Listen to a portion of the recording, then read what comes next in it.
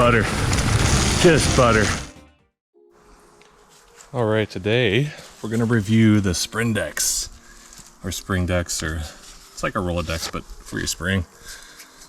I've been riding a little bit with it at 525 to 535. I did have a 548 Ohlins spring, and I lost weight over COVID. Decided to go down a spring size, and the next one was 524. And I felt, well, why spend that, you know, $100 when I could just spend $100 and get a Sprindex? Well, a little bit over, but and have adjustability.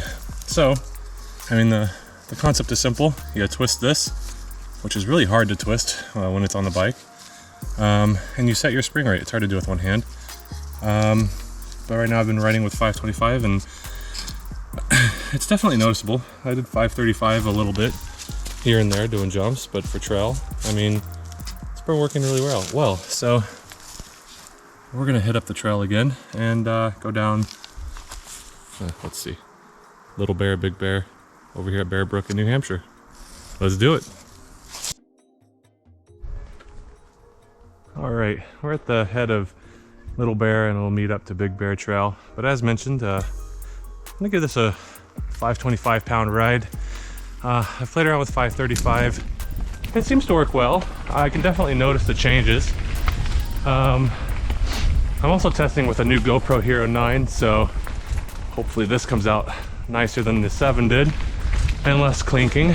I forgot to bring my chest mount, so we're going with the helmet mount. And again, I'm out of shape, so.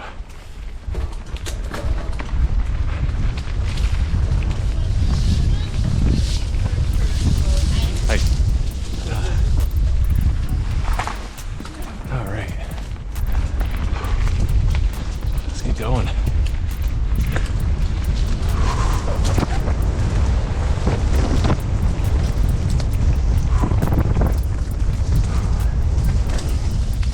Right off the bat, I can definitely feel I'm getting sprung up less, but I still have some solid support.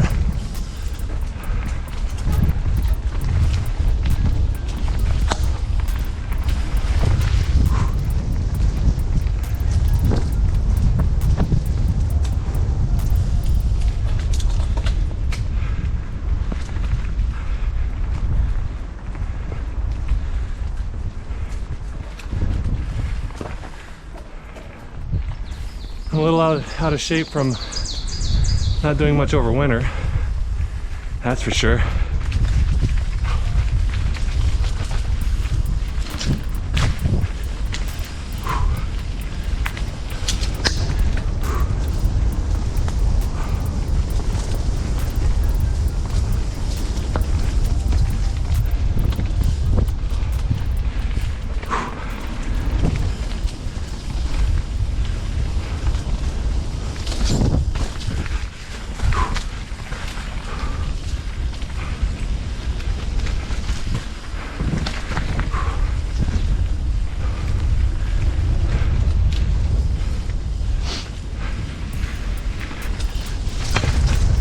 Oh yeah.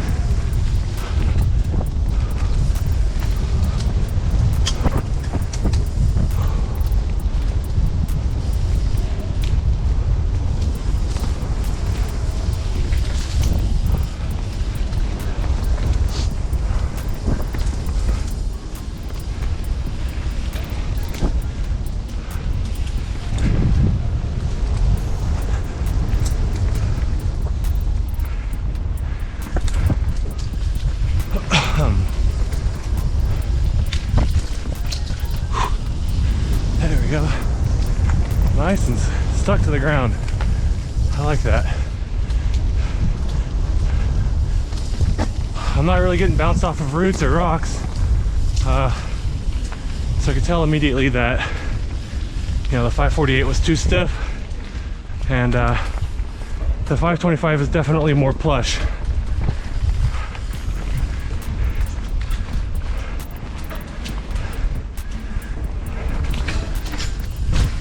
Nice smooth landing.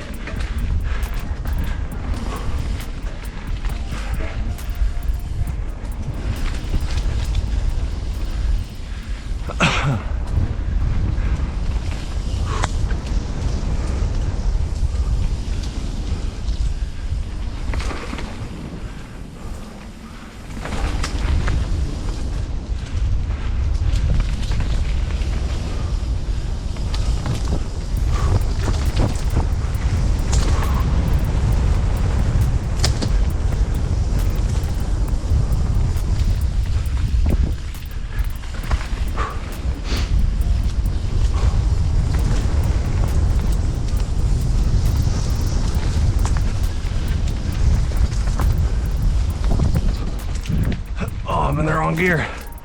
That's okay.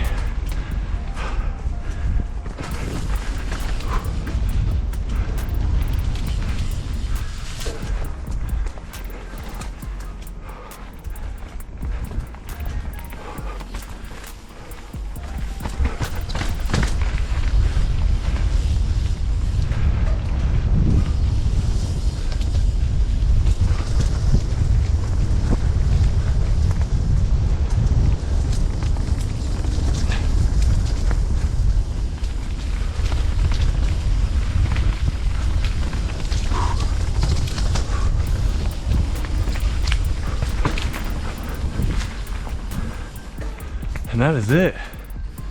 Oh, not too bad. So what's the consensus? Well, off the bat, I know that the adjustability works. That's for sure. I've played around from 500 to 550, and you can definitely make a note. You can definitely tell it is noticeable. Is it accurate?